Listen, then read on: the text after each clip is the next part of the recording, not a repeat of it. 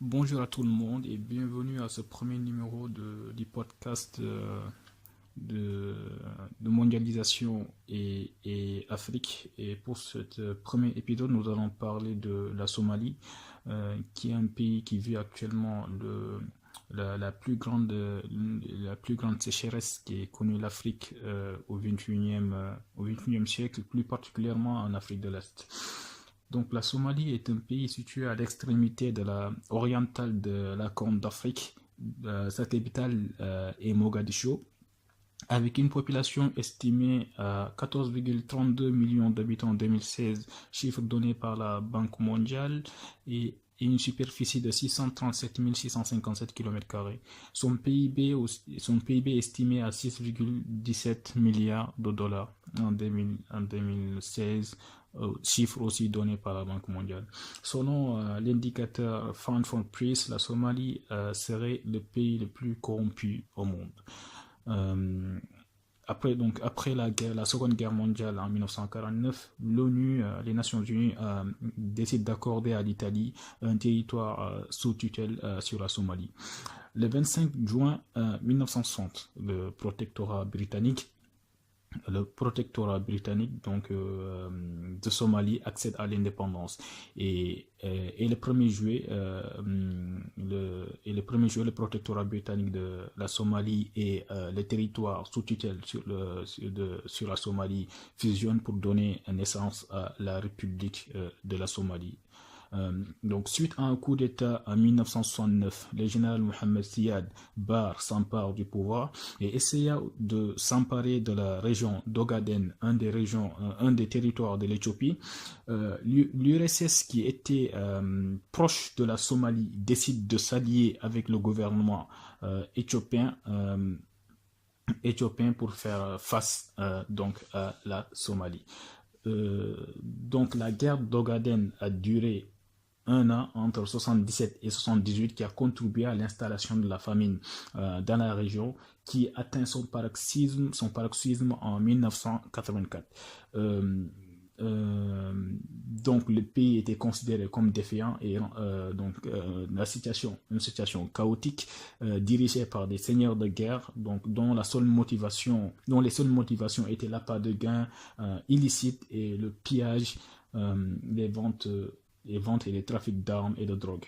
Donc lors de l'opération des Nations Unies en 1992, appelée ONUSOM, les casques bleus pakistanais ont subi de lourdes pertes, et ce qui a pour conséquence la rentrée des grandes puissances, l'intervention des grandes puissances dans la région. Par la suite, les USA lancent l'opération Restore Hope, qui signifie rendre l'espoir, qui a abouti en fiasco et pour conséquence donc la bataille de Mogadiscio en octobre 1993, avec plus de 19 soldats américains morts, plus de 151 casques bleus et 3 civils étrangers meurent. En 2008, le président Abdullah Youssouf démissionne en exprimant ses regrets de ne pas avoir pu mettre fin au conflit somalien. Sur la partie éducative, donc on estime que seulement 15% des enfants en Somalie suivent des études secondaires. Le taux d'analphabétisation est estimé à 61% pour les adultes, dont 41% pour les jeunes entre 15 et 25 ans et 63% pour les femmes de la même tranche d'âge. Il faut noter qu'aussi en Somalie, il y a une région qui s'appelle Somaliland, qui a autoproclamé son indépendance en 1991 et rédigea sa constitution le 30 avril 2000, mais c'est un pays qui est non reconnu par l'ONU. Donc, de la région, donc le Somaliland, a une population estimée à 3,5 millions d'habitants, avec comme capitale Hargeisa, avec plus de 1,2 million d'habitants. En 1988, donc l'aviation gouvernementale décide de bombarder la région, qui a fait plus de 50 000 morts et dont 500 000 plus de 500 000 déplacés. Aussi, en Somalie, on estime que 250 000 personnes ont quitté leur foyer à cause de la sécheresse, dont plus de 10 000 à Somaliland. Euh, selon les analystes, Somaliland 75% de la population de Somaliland vivent dans le chômage et selon les think tanks, donc environ 90% de l'économie de la région provient du secteur privé.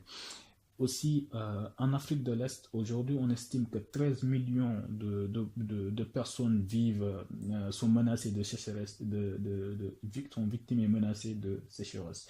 Et en Somaliland, on estime que aussi la population vit principalement du nomadisme et on estime que la population nomade a drastiquement diminué depuis les années 70 jusqu'aux années 2000. Pour vous donner des chiffres, donc en 1970, on estime que 56% de la population vivait nomadisme était nomade. Donc, et aujourd'hui en 2014, on estime que 26% de la population qui sont nomades. La population a drastiquement diminué à cause de la sécheresse qui frappe la région, la sous-région, la sous-région de la Corne de l'Afrique de l'Est, plus particulièrement sur la Corne de l'Afrique.